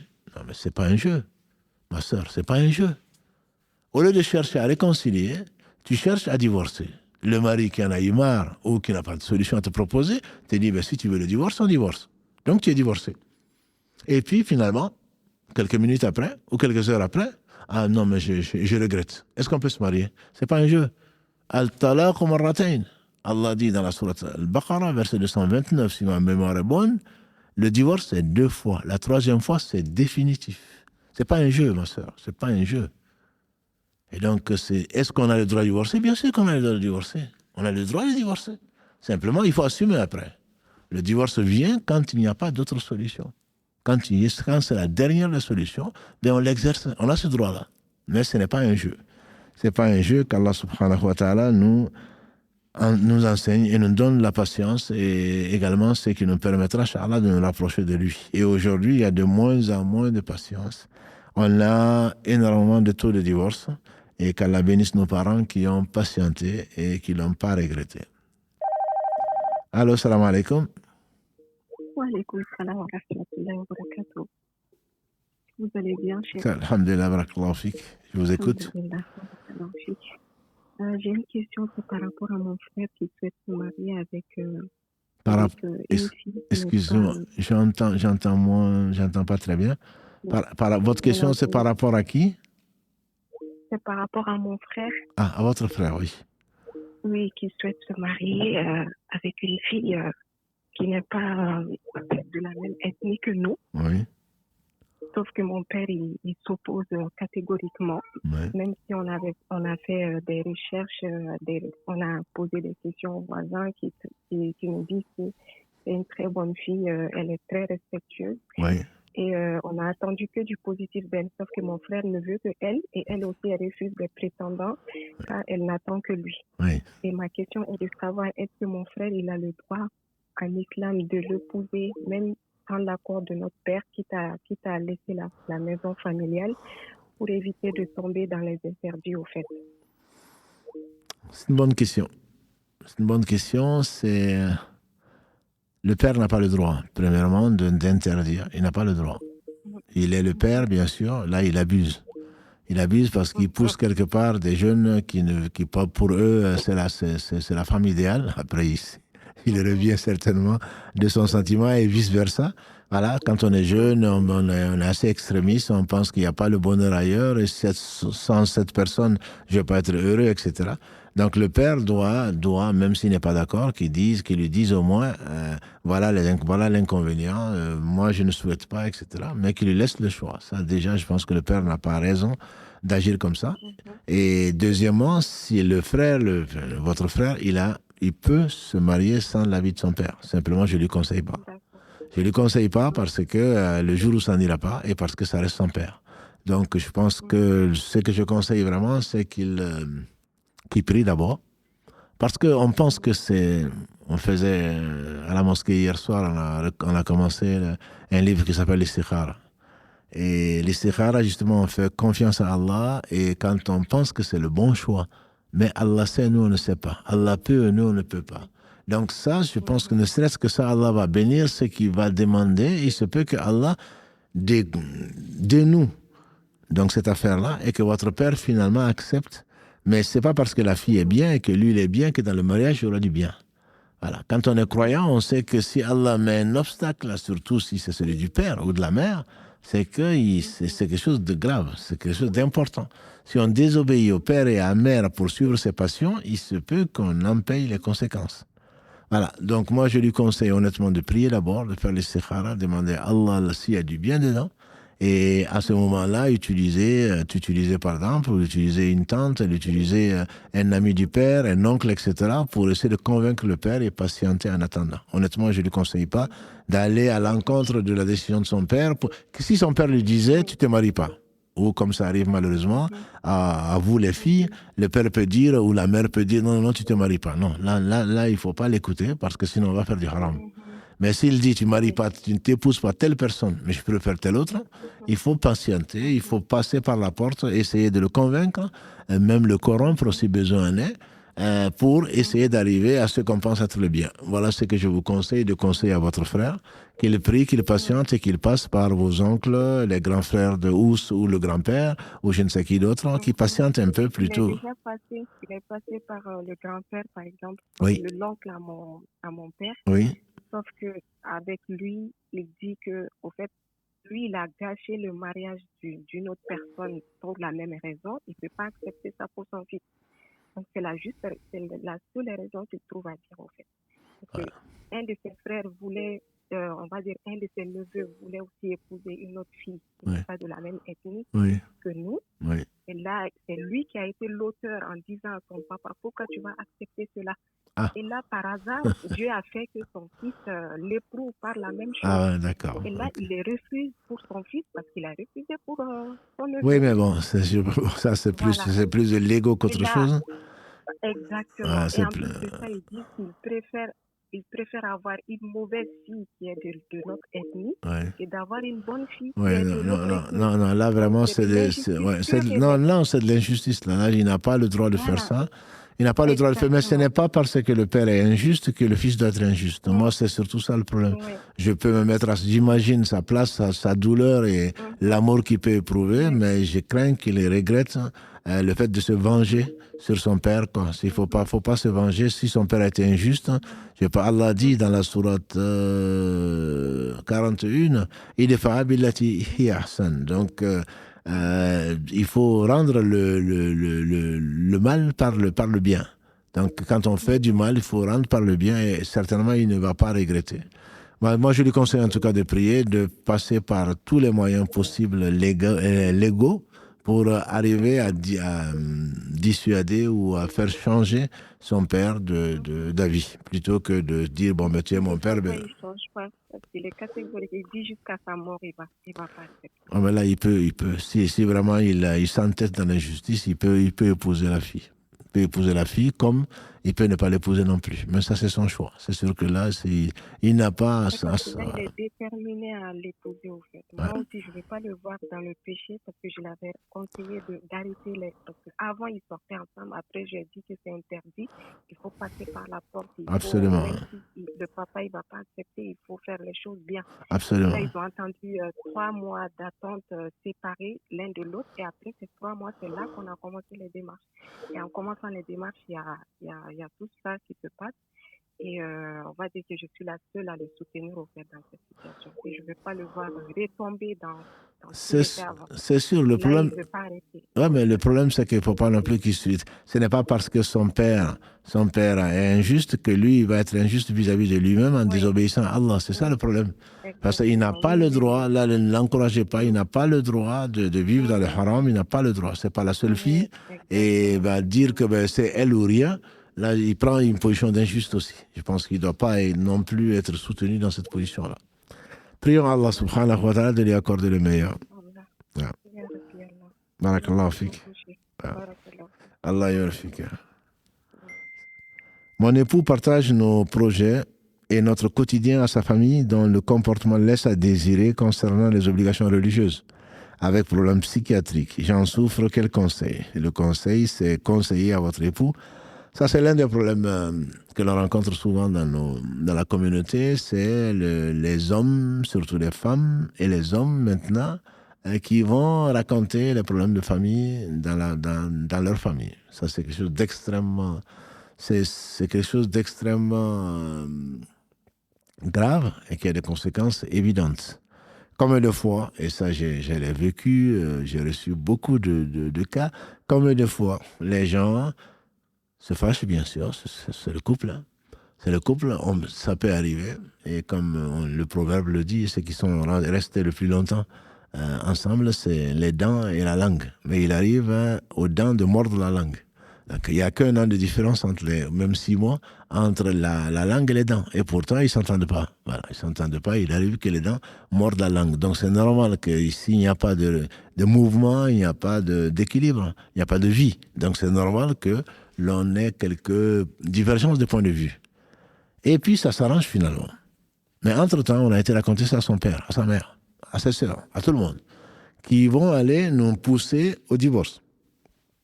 Et si on va jusqu'au divorce, ensuite qu'on veut revenir, ils seront les premiers, la famille, à nous dire, surtout, ne le fais pas.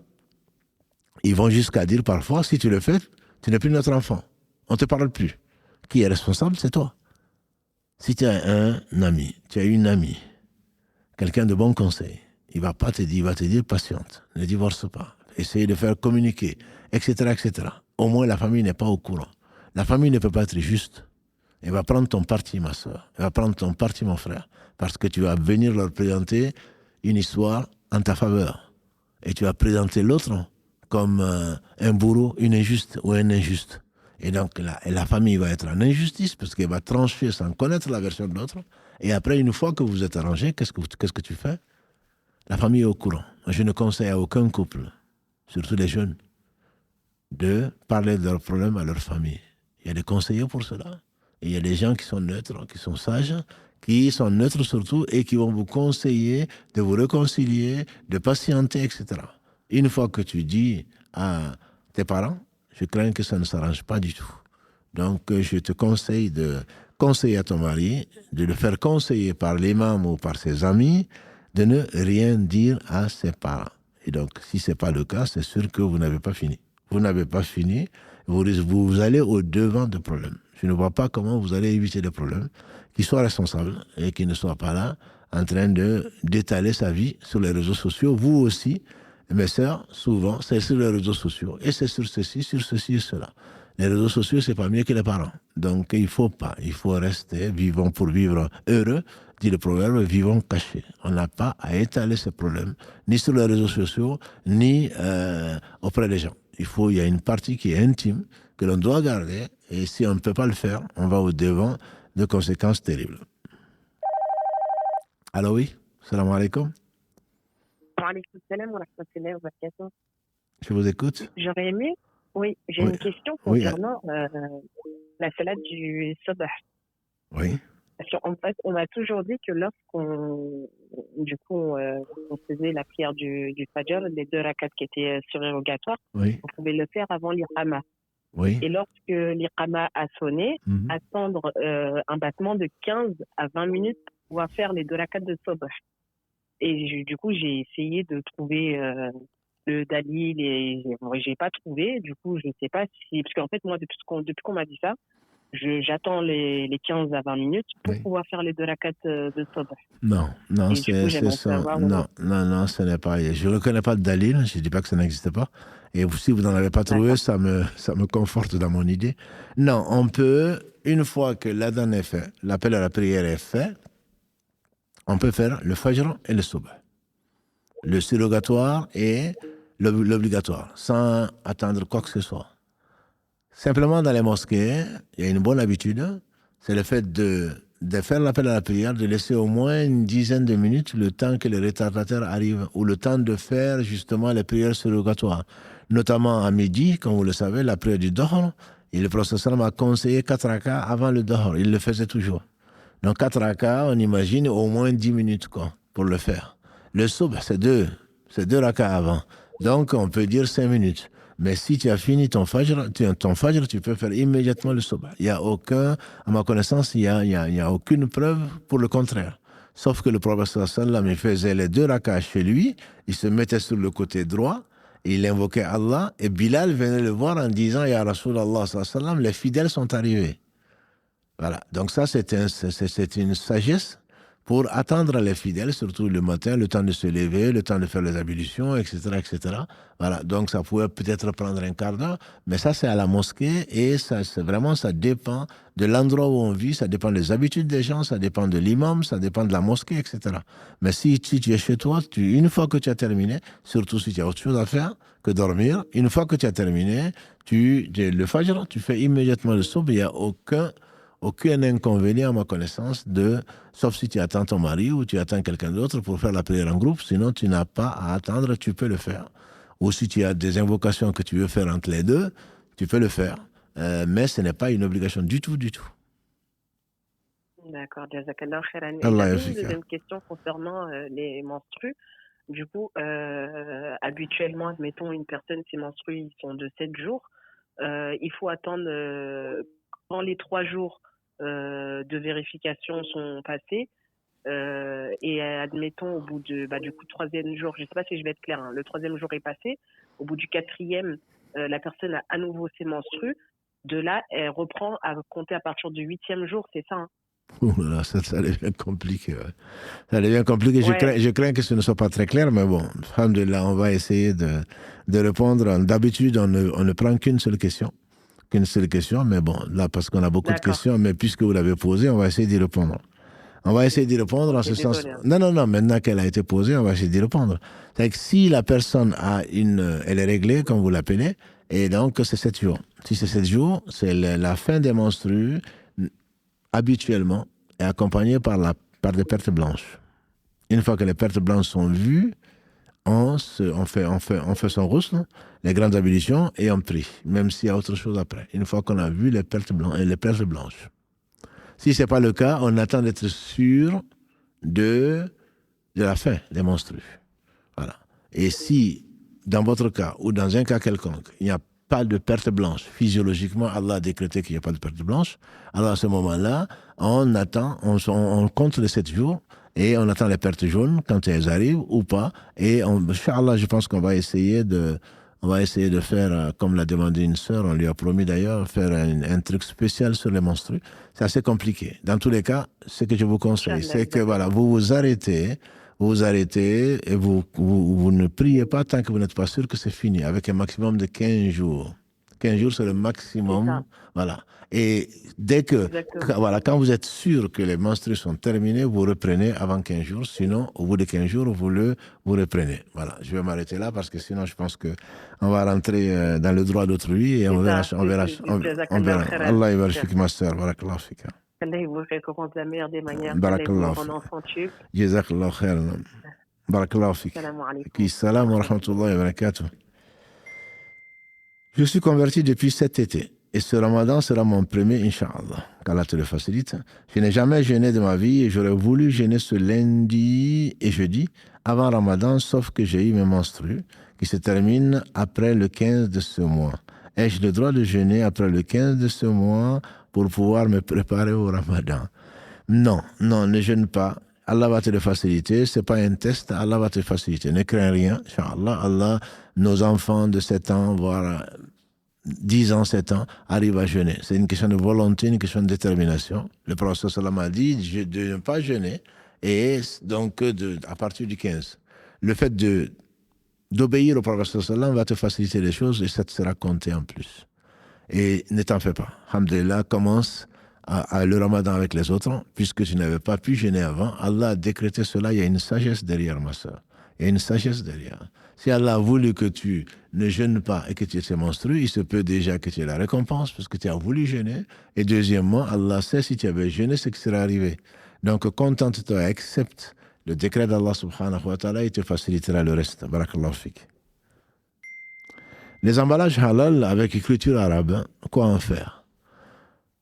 Si tu sais lire l'arabe, c'est facile. Si c'est écrit, les conditions d'utilisation, de péremption, etc., il n'y a pas de problème. Tu le mets à la poubelle. C'est pas parce que c'est en arabe que c'est de... Quand il y a un nom d'Allah, c'est écrit d'habitude halal. C'est tout ce qui est écrit en arabe. Mais il n'y a pas de nom d'Allah dessus. Donc, il n'y a pas de problème. Tu peux le jeter à la poubelle. Par contre, s'il y a un nom d'Allah dessus, le mieux, c'est de brûler l'emballage, si c'est possible. Si ce n'est pas possible, tu le découpes c'est pour ne pas profaner, en fait, la chose. En la jetant par terre, en mettant dans du sale, quelque part, tu profanes le nom d'Allah. Pour éviter ça, tu découpes la chose ou tu la brûles, c'est encore le mieux. Et c'est ce que conseillent en tout cas les savants. Et si tu ne peux pas, alors là, à ce moment-là, tu fais ce que tu peux. Voilà. Donc, tu le mets tu l'emballes, etc., avant de le mettre à la poubelle. Allô, salam alaikum. Wa alaikum salam.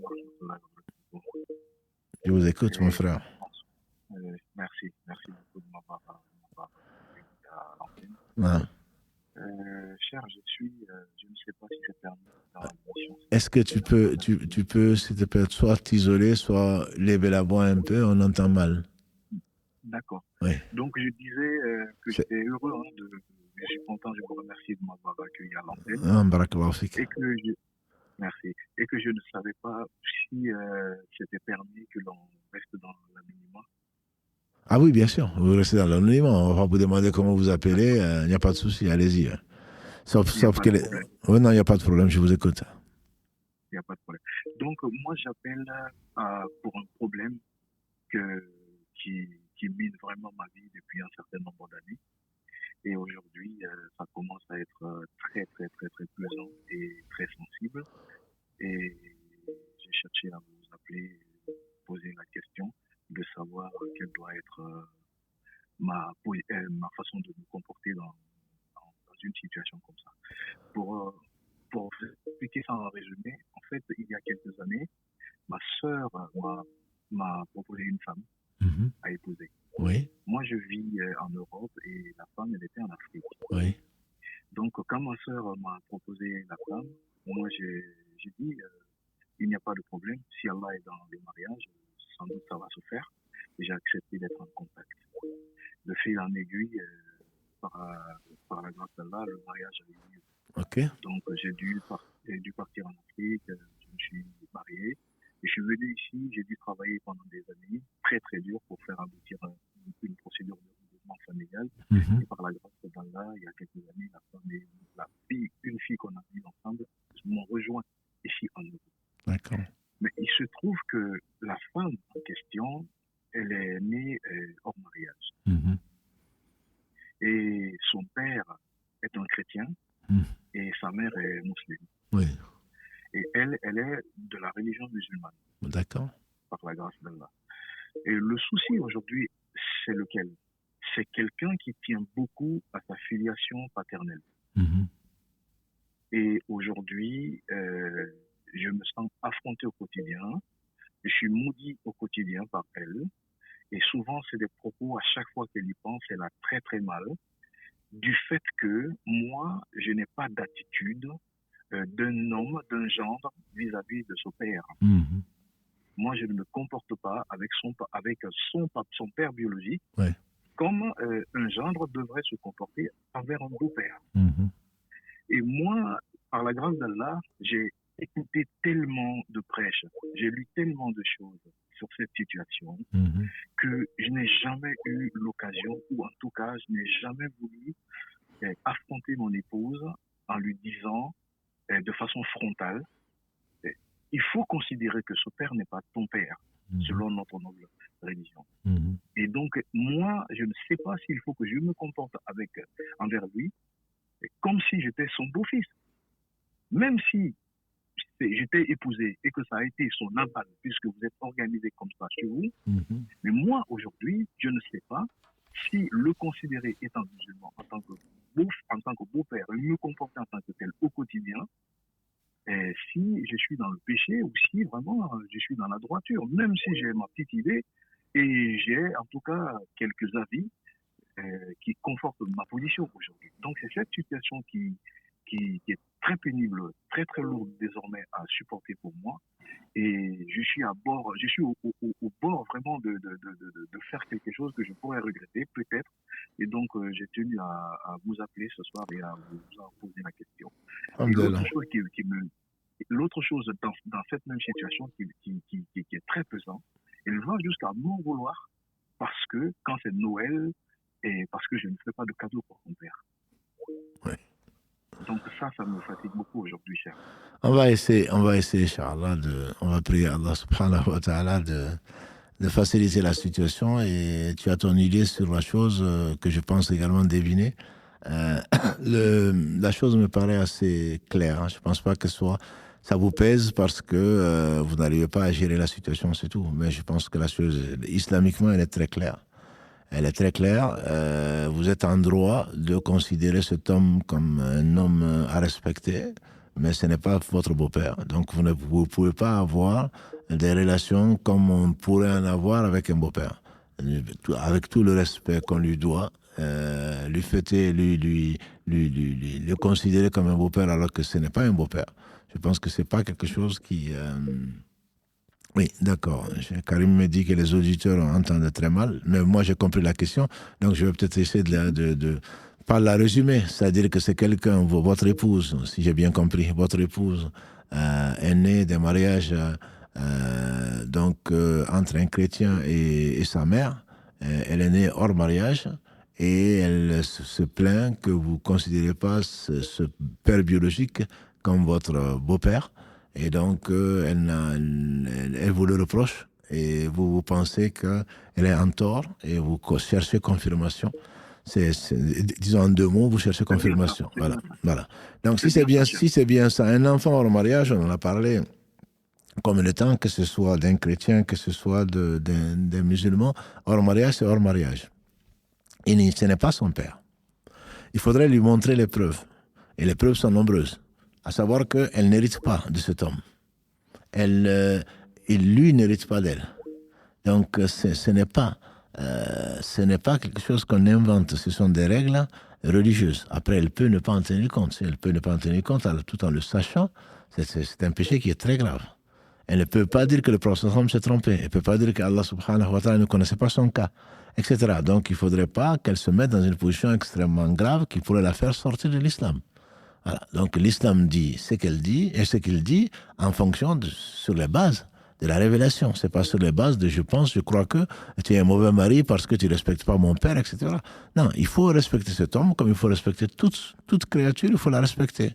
Néanmoins, il faut donner à chacun son droit. Et ça, ce n'est pas son droit. Elle peut pas te demander de donner un droit à quelqu'un qui n'est pas son droit. Voilà. Donc ça, il faut le lui expliquer, je pense qu'il faut lui montrer les preuves si c'est possible, y compris si elle n'accepte pas, aller voir quelqu'un de science et qui, d'apparence, est honorable et qui craint Allah, pour lui montrer, voilà la position de l'islam sur la question. S'il n'accepte pas, je pense qu'il faut continuer à être dans le respect des textes de l'islam et voilà, c'est tout. Donc il n'y a pas, je pense, il n'y a pas à vouloir à en faire des histoires quand la chose est claire. Et ce n'est pas clair encore, je dirais, il faut faire des concessions. Là, il n'y a pas de concession à faire, à mon avis. C'est pas la concession va dans la compromission. C'est que je dis souvent, entre compromission et concession, c'est différent. La concession, c'est ton droit, tu peux le faire. La compromission, c'est que tu abandonnes une partie de toi ou de la religion pour plaire à quelqu'un. Ça, c'est pas permis. Ça, je ne connais pas de savant digne de ce nom qui te conseillerait le contraire.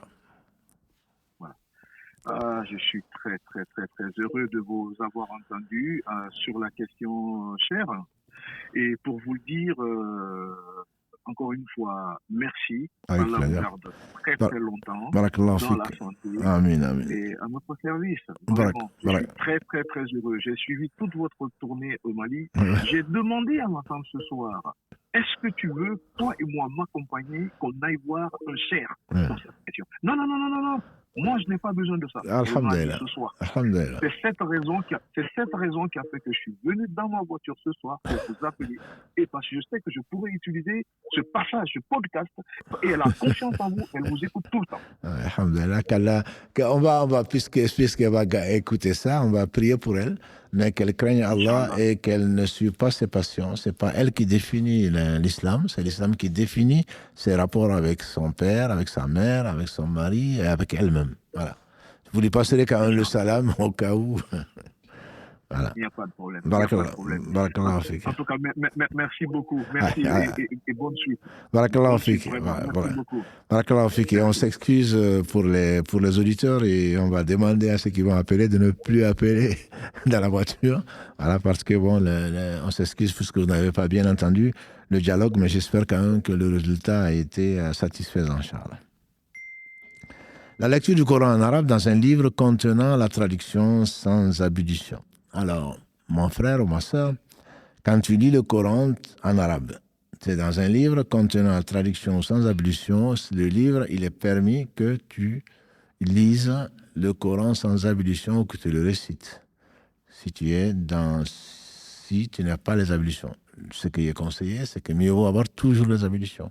Que ce soit le Coran ou autre chose, ça éloigne Shaitan, etc.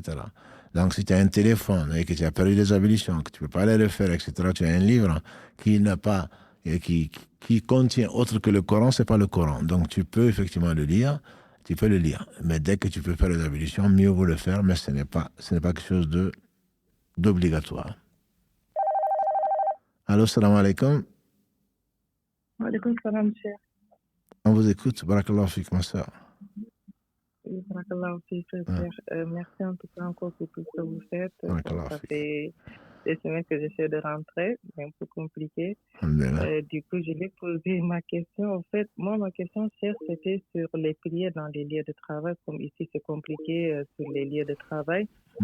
Donc, du coup, j'avais écouté une émission sur les prières. J'essaie là de revenir sur les différentes émissions sur les prières. Je voulais entendre le passage, par exemple, si on est...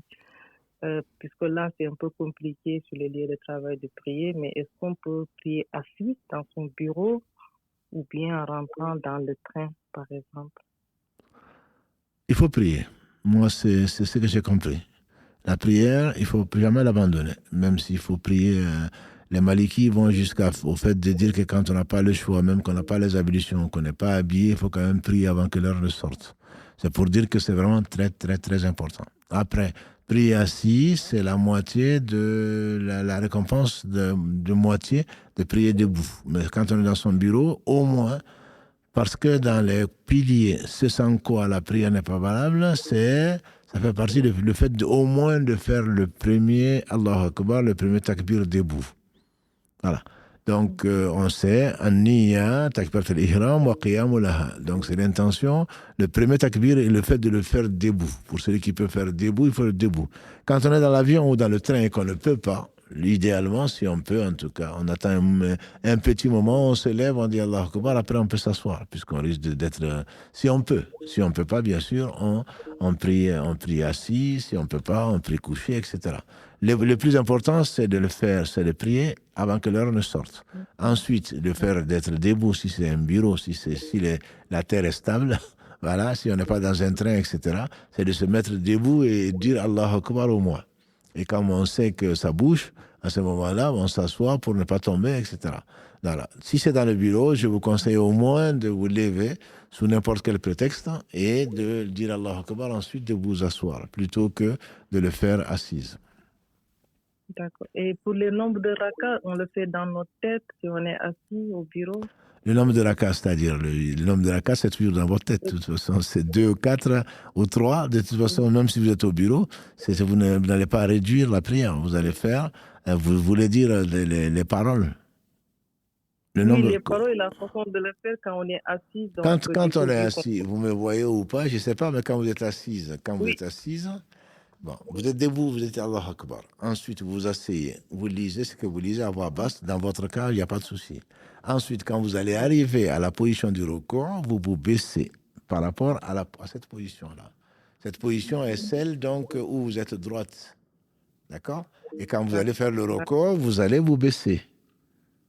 Et ensuite, vous vous relevez, Sami Allahu liman hamida, Rabbana wa lakal hamdu, à voix basse, bien sûr. Et ensuite, vous allez un peu plus bas que le recours. Donc, je ferai plus bas. Et ensuite, je me redresse. Voilà. Donc, on mime les positions de la raka, du recours et du sujoud. Ah, merci, c'est ce que je voulais. On mime les positions, d'accord. Voilà. C'est ce que je voulais. Alhamdulillah. Ah, merci beaucoup, merci infiniment parce que, voilà, tout ce temps-là, c'était un peu compliqué dans ma tête, donc je me culpabilisais de ne pas pouvoir le faire. Mais prier, c'est tout ce que je vous conseille. C'est le meilleur conseil que je puisse vous donner. Et ne nous oubliez pas dans vos prières. Oui, et moi aussi, ne m'oubliez pas dans vos prières, surtout pour avoir un mari, s'il vous plaît, parce que là, c'est ma mère.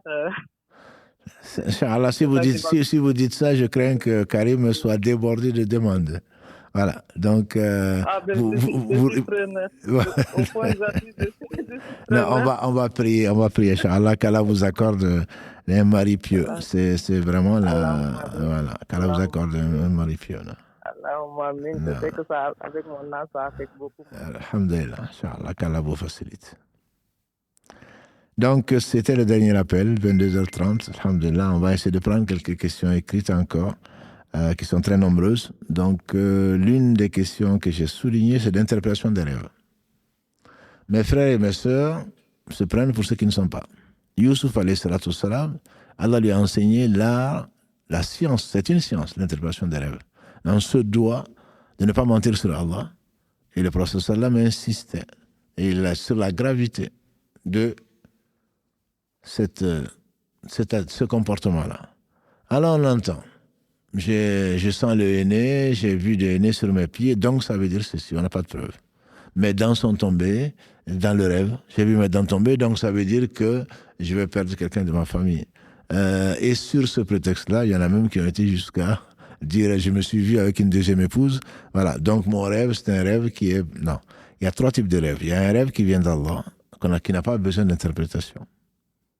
La poitrine est dilatée, on remercie Allah, on se voit au paradis par exemple, on se voit soulagé d'un problème. Et on n'a pas besoin d'aller voir un imam ni qui que ce soit. Et donc, on remercie Allah, on le raconte aux gens qu'on aime. Je me suis vu hier en rêve, j'ai vu quelqu'un qui me paraissait être le prophète sallam. Je me suis vu au paradis, j'ai vu ceci, j'ai vu cela. On est content pour toi. On n'a pas besoin d'autre chose. Ensuite, il y a un deuxième type de rêve que l'on connaît tous, c'est les cauchemars. C'est Shaitan a dit le prophète sallam qui essaie de t'attrister. Tu te réveilles en sueur, ou en cri, ou je ne sais quoi d'autre. Tu te vois au bord du précipice. Ne le raconte pas. Le prophète sallam a dit, on te crache 3 fois à gauche, on ne le raconte pas, et ça n'arrivera pas. C'est ça l'essentiel. Ça n'arrivera pas. Il veut t'attrister, il n'y arrivera pas. Voilà. Et tu oublies, si tu peux oublier, si tu n'oublies pas, tu ne racontes pas. Et troisième, c'est le subconscient. Il vient du subconscient à force de penser à quelque chose, tu le vois en rêve. Voilà les 3 types de rêves. Après, j'ai perdu mes dents, j'ai perdu mes ongles, j'ai perdu ceci, j'ai perdu cela. Qu'est-ce que ça veut dire? Je n'en sais rien. Il y a des gens qui ont appris une science qui est la science de l'interprétation des rêves. Et fais attention, ma soeur, fais attention, mon frère. Tu vas demander à quelqu'un qui ne sait pas, qui te dit, ah, mais vous connaissez l'histoire. Une femme qui, souvent, son mari voyageait. Son mari voyageait et elle venait trouver le prophète sallam. J'ai vu en rêve qu'il était mort et que ceci, cela. Le prophète sallam lui disait, non, ton mari reviendra, il est en bonne santé, il reviendra. Et un jour qu'elle a été chercher le prophète sallam pour lui raconter la même chose qu'elle a vu en rêve, elle est tombée sur Aïcha qui lui dit, qu'est-ce que tu veux? Le prophète sallam, il n'est pas là. Il n'est pas là.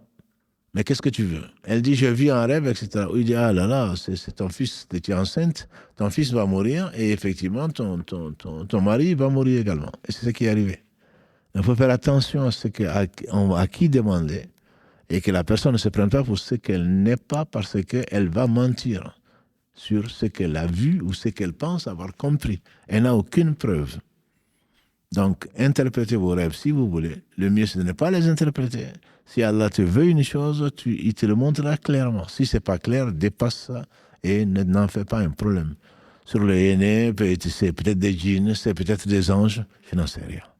Et je ne veux même pas savoir. Dans tous les cas, remercie Allah. Confie-toi à Allah, il ne t'arrivera que du bien. C'est tout ce que je te conseille. Une autre chose,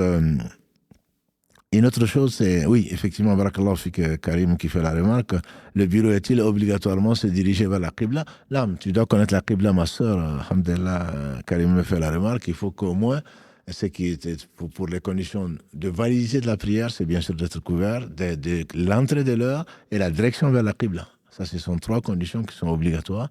Donc, tu dois te diriger vers la Mecque, autant que faire se peut. Voilà. Donc, Barakallahu fik Karim. Donc ça c'est sur les rêves. Et l'istikhara, on est en train de l'étudier actuellement donc dans la mosquée du Mirail. On n'est pas encore arrivé au tacos, mais l'istikhara, on doit le faire pour chaque chose importante.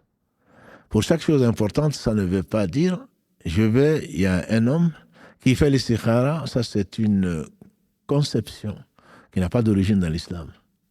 En disant, tu dois faire l'istikhara, tu dois mettre ta confiance à Allah. Même pour aller acheter un repas, et la sœur écrit, même pour aller acheter un tacos, il va faire l'istikhara pour savoir s'il va aller acheter un repas chez le boulanger du coin.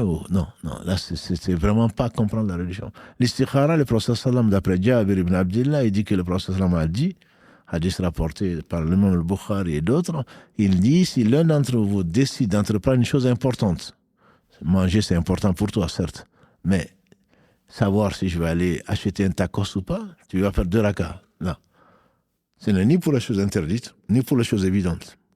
Et encore moins pour les choses qui sont obligatoires.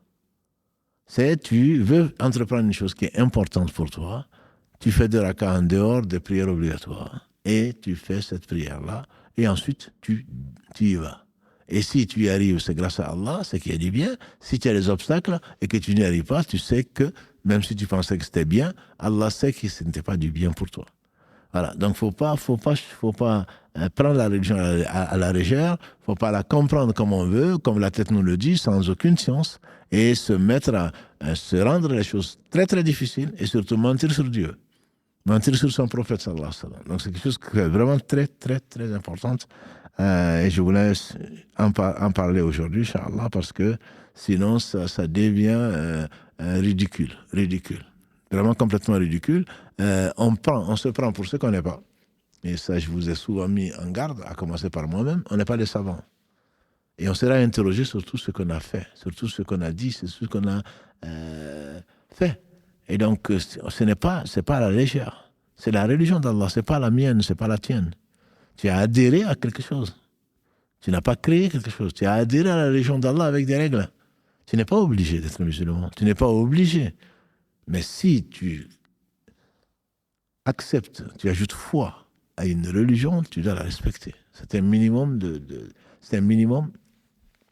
cohésion. C'est un minimum, il faudrait être en accord avec toi-même. Voilà. Donc dire, mais moi j'ai compris comme ça veut dire ça. Non, tu n'es pas un prophète et tu n'es pas un savant. Donc, tu n'as pas le droit de faire la religion comme tu veux. Tu peux ne pas être dans la religion, il n'y a pas de problème. La ikraha fi din, il n'y a pas d'obligation, il n'y a pas de contrainte plutôt en matière de religion. Tu fais ce que tu veux. Mais simplement, au nom de l'islam, tu ne vas pas divorcer, prendre une deuxième épouse, aller acheter je ne sais quoi d'autre parce que tu t'es vu en rêve en train de. Ça, tu n'as pas le droit, mon frère. Tu n'as pas le droit. Dernière question peut-être, puisque le temps passe très vite. Une question qui revient souvent et que j'aimerais rappeler peut-être. J'ai entendu dire qu'il faut rattraper les prières qu'on n'aurait pas fait par ignorance ou négligence. Durant l'adolescence, est-ce vrai? Si oui, comment? Un imam m'a dit que toutes les écoles sont unanimes. Non, les écoles ne sont pas unanimes. Une prière qui n'a pas été faite, il y a 3 avis dessus, autant que je sache. Peut-être qu'il y a un 4e. Le premier avis, c'est que celui qui ne prie pas n'est pas musulman. Donc le problème ne se pose pas. Quand j'étais dans l'adolescence, et l'adolescence peut être très longue, quand j'étais dans l'adolescence, jusqu'à 30 ans, je n'ai pas prié. Maintenant, les savants hanbali te disent que quand tu ne priais pas, tu n'es pas musulman. Donc tu ne vas pas dire à Dieu, oh mon Dieu, quand je n'étais pas musulman, je vais rattraper la prière. Non, il n'y a rien à rattraper. Parce que tu n'étais pas musulman, quand tu as commencé à prier, tu es devenu musulman. Donc là, il n'y a rien à rattraper, sauf revenir vers Allah, lui demander pardon pour être sorti de sa religion. Ça, c'est l'avis des savants hanbali. Ils ont leurs arguments, qui ne sont pas à discuter aujourd'hui. L'avis majoritaire, c'est l'avis des 3 écoles. Ce n'est pas l'unanimité. Peut-être que l'imam qui t'a dit ça, il connaît 3 avis sur 4. L'avis majoritaire, c'est que ce sont quand même des dettes. Tu dois à Allah des prières que tu n'as pas faites. Donc, tu dois les refaire. Est-ce qu'Allah va accepter? Peut-être pas. Et l'argument qui va vers ça, c'est que, je le dis souvent, quand les femmes sont indisposées, elles ne prient pas, elles ne jeûnent pas. Mais Dieu leur ordonne de refaire le jeûne, de rattraper le jeûne, mais pas la prière. Parce que la prière est pour les croyants une obligation à des moments bien déterminés. Comme on l'a déjà vu, la sourate 4, verset 103.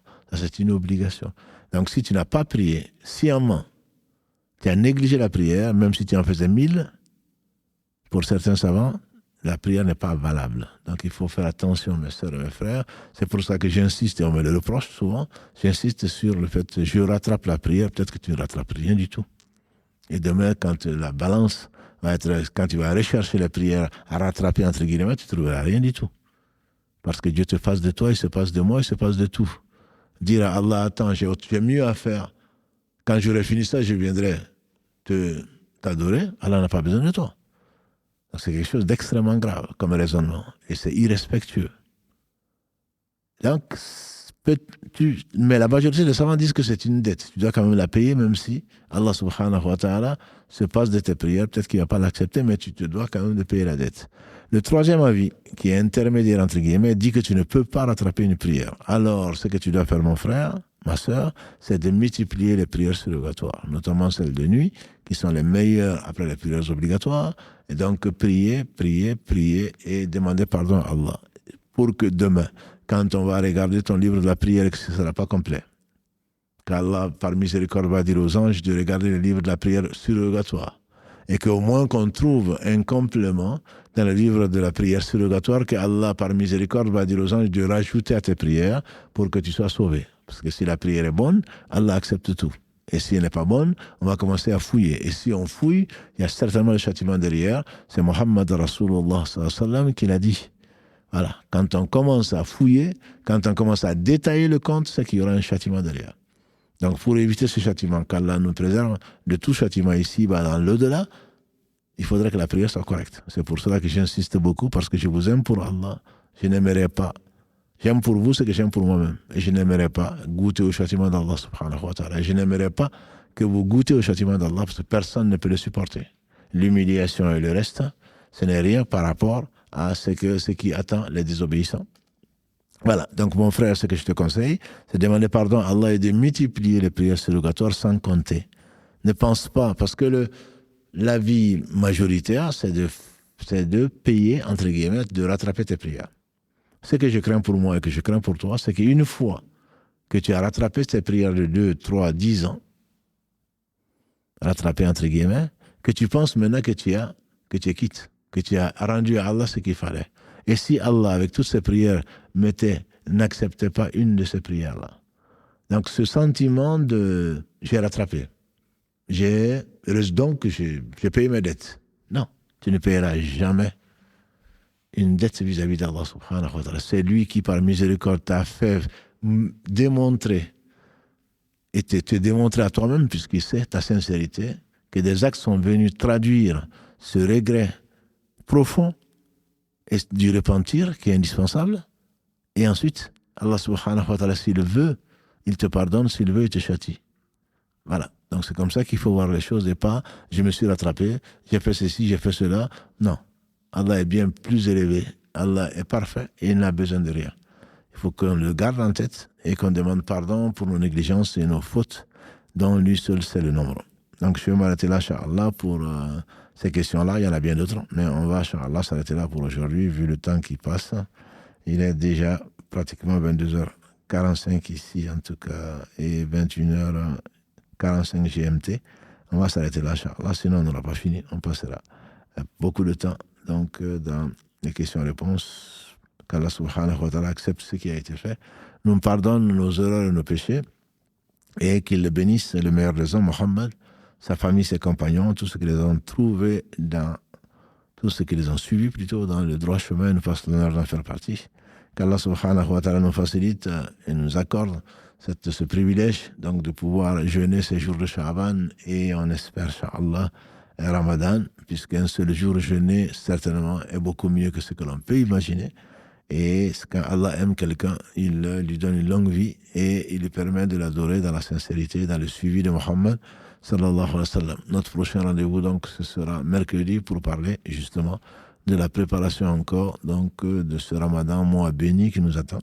Si Allah subhanahu wa ta'ala nous fait la faveur de le vivre et de le vivre comme lui il aime, subhanahu wa ta'ala, pour que ceci soit un facteur de rapprochement que lui seul fait et que lui seul peut faire.